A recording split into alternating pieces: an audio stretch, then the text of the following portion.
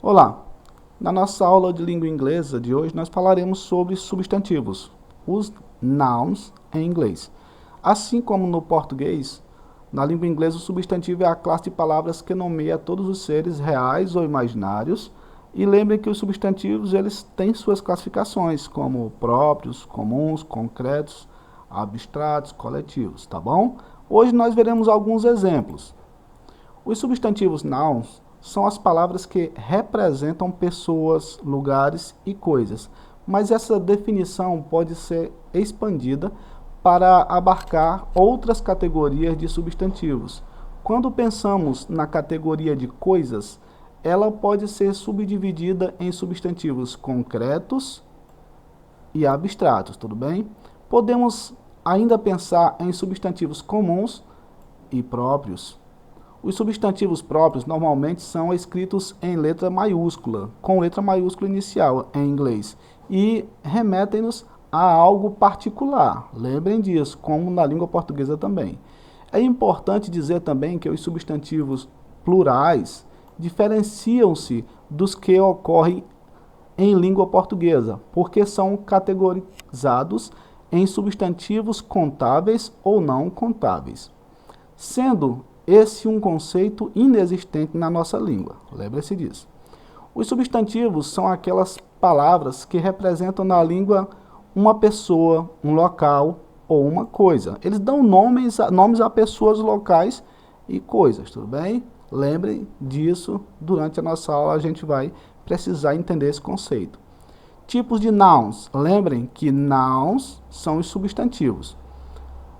Comuns versus proper nouns. Commons versus proper nouns.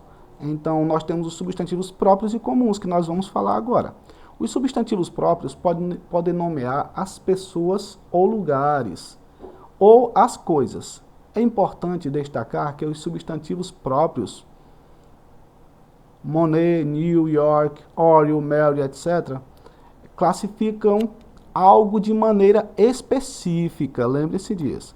Além disso, eles são sempre escritos com letra maiúscula, independente da posição que eles ocupam em uma frase.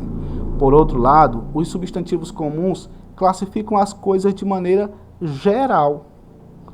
Como o pintor, existem vários pintores, mas não está falando o nome do pintor. Cidade, existem várias cidades, mas não está falando o nome da cidade. Isso tudo é substantivo comum. Bolacha, mãe, e não está falando o nome da mãe e nem a marca da bolacha, etc. Por exemplo, não é isso? Vamos agora falar um pouco sobre eles para fixar mais no seu conhecimento. This car is amazing. Este carro é maravilhoso, tá bom? A palavra carro aqui, ele vai ser um substantivo comum, porque ele não está identificando o carro. Neste exemplo, observamos que carro é um substantivo comum, porque é uma classificação geral para um meio de transporte, podendo representar qualquer tipo de carro. Agora observe o próximo exemplo. Vamos lá. This Ferrari is amazing. Esta Ferrari é maravilhosa. Nesse caso, Ferrari, ela recebeu um nome, entendeu? Então, o substantivo Ferrari indica um tipo de carro específico. Sendo assim, por isso, é em inglês um substantivo próprio. Veja outros exemplos aqui, vamos lá. Common nouns, substantivos comuns. I like in the city, Eu moro nesta cidade. I live in the city. Eu moro nesta cidade. Então, essa cidade aqui, city, ela não está dizendo o nome da cidade. Agora observe aqui, ó, proper nouns. I live in California. A palavra Califórnia já recebeu o nome. I live in California quer dizer eu moro em Califórnia ou na Califórnia. A palavra Califórnia é o nome próprio de um lugar, então se tornou um proper noun, ou seja, um nome próprio. He is a handsome man. Ele é um homem bonito, tá vendo? Então, homem bonito não tem o nome próprio da pessoa, então é um substantivo comum, um common nouns. Observe isso aqui agora, no proper nouns. He is Barack Obama. Ele é Barack Obama. Então, Barack Obama é o nome específico de uma pessoa. Então, é um substantivo próprio. Vamos falar agora sobre abstract versus concrete nouns. Pensando nos substantivos de substantivos comuns, nos subtipos de substantivos comuns, podemos pensá-los em termos de substantivos abstratos ou concretos. Isto é, se eles são tangíveis ou não. Olha lá, ou se eles são concretos ou abstratos, ou se eles são tangíveis ou não. Lembre que na nossa língua não tem essa caracterização dos substantivos, como tangíveis ou não tangíveis. Os substantivos abstratos, intangíveis, referem-se às ideias, tá bom? Aos conceitos, às emoções e aos sentimentos. As qualidades, uma vez que não se relacionam diretamente com o mundo concreto ou físico, sendo esse último o aspecto principal dos substantivos concretos, que nós chamamos na língua inglesa de tangíveis. Lembrem-se disso, os concretos, substantivos concretos, são os tangíveis no inglês. Observe os exemplos, vamos lá. Abstract nouns, love, amor. Happiness, felicidade. Life, vida. Future, futuro. Sad, triste. Justice, justiça. Friendship, amizade. Philosophy, filosofia.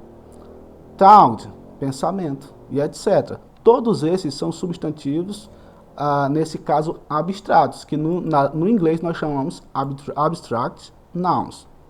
Já os substantivos concretos, tá bom? Que nós chamamos de tangíveis, eles são seres, objetos, coisas ou pessoas que se podem tocar, são concretos, que estão fazendo parte do mundo material. Car, que quer dizer carro. Apple, maçã. Tree, árvore. Water, água. Building, prédio. House, casa. E assim por diante. Tá bom? Vamos falar agora sobre os collective nouns. Para a língua inglesa, os substantivos também podem representar por meio de uma palavra ou conjunto de palavras que representam o nome, né? Um grupo de pessoas ou animais e lugares. Eles são denominados substantivos coletivos, que no inglês nós chamamos de collective nouns, tá bom? Vamos lá fazer a nossa observação sobre os substantivos coletivos, collective nouns, da língua inglesa, tudo bem? Observa que o seu uso pode causar certa confusão, pois por representar o todo de algo, os aprendizes da língua não sabem se concordam o substantivo com o verbo conjugado na terceira pessoa do singular ou do plural. Na verdade, ambas as conjugações são possíveis, tá bom? Tendo uma pequena mudança no sentido. Por exemplo, the class don't hesitate to love the doubts. A turma não hesita em resolver as dúvidas. No ponto 2, the class does not hesitate to solve the doubts. A turma não hesita em resolver as dúvidas, tá bom? Então, a modificação aí é muito pequena se ele concordar com a primeira ou com a terceira pessoa. Vamos continuar aqui. A turma, observe que nos dois exemplos, a tradução em português permanece a mesma. No entanto, em inglês, é preciso avaliar o contexto, tudo bem? Na primeira frase, pensamos nos indivíduos que compõem a turma, enquanto no segundo exemplo, temos a ideia da turma constituindo um todo. Veja mais alguns exemplos de substantivos coletivos, tá bom? Então, nessa fase, nós vamos falar sobre alguns substantivos coletivos que são importantíssimos para você compreender a nossa aula. Porque, uma palavra que representa um conjunto de seres. Isso é o substantivo coletivo. Arm é o exército. Association, associação. Choir, coral. Class, turma ou classe. Community, comunidade. Group, grupo. Population, população. Family, família. pet, bando, set, conjunto, series, série, team, time, university, universidade.